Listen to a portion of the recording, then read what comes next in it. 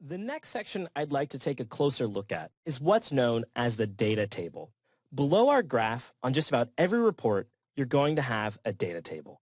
The information displayed here is going to be dependent upon the type of report and the metric group that you've selected in the Explorer tab controls, which we saw here towards the top of the screen. As I scroll down, you'll notice that we have some immediate options. Here at the top, we have our primary dimension. Again, this is specific to the type of report we're in, but this information will be roughly the same for just about every report that you'll interact with here on Google Analytics. So you can see that my primary dimension is currently set to country, and we see the country list here on the left-hand side. If I select city, that primary dimension is going to change, and now I'm looking at all the cities that are specific to the sessions on this website. Now, you'll notice that on the far left-hand side, there are some selection boxes. These are going to allow me to plot these rows. So if I select, say, United States and Mexico by selecting the checkboxes to the left, and then choose Plot Rows, you'll notice that at the top, Google's now going to show me sessions, and then United States compared to Mexico. And as I hover over, I can see that data appear on the chart above. If you'd like, you can simply select the checkbox next to the label country, and that'll deselect all of your Plot Rows key. Now, let's say you want to add a second dimension. You can do that by selecting from the secondary dimension dropdown and choosing from the list.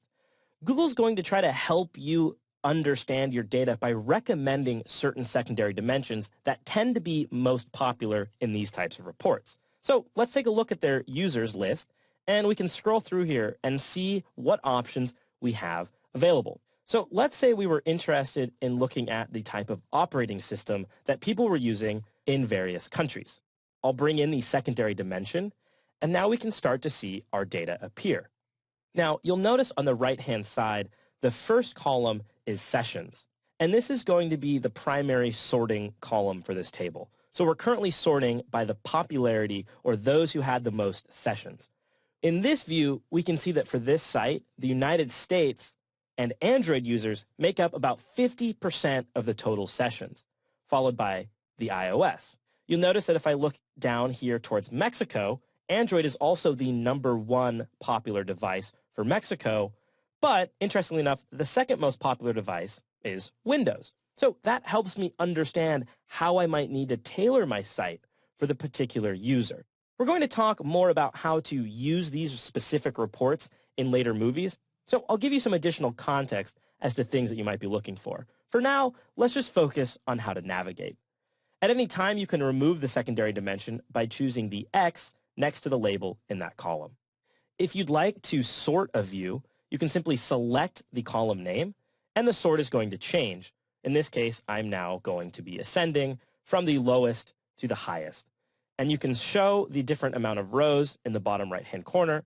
So if you wanted to see, say, 500 data points at a time, you could do that and scroll through the list accordingly. If you want to sort by new users, simply select that column, and the data will change accordingly. In the upper right-hand corner, you have a search option, and this is going to bring in some very basic search filtering. Let's say we only wanted to look for, say, the United States. I could type United States and hit search, and now I'm only going to see the data specific to that search term. If you'd like to change your filters in an even more advanced format, you'll select the advanced link, and now you can add various dimensions or metrics to filter out the data that appears in this table. I'm going to talk more specifically about how to use advanced filtering in a later movie, so I'm not going to dive into it just yet. I'll simply choose Cancel to leave that menu. You'll notice here on the far right there are some icons, and these are your table display buttons. This is going to change the way the data in the table is displayed. I'm going to clear my filter, so in this case I'm going to bring all of that data back. And let's choose the percentage graph here, which is the second option in the list. Now we can see the data again, country on the left, sessions, and there's a drop down here to bring in any various options that we'd like. And we have a view on the right-hand side as it relates to the majority of our sessions. In this case, the United States is fairly popular, so this chart is really, really hard to see. We'd have to hover over these tiny slices to get an idea, but this suggests to me that the prominent market for this website is the United States. Next is the performance view.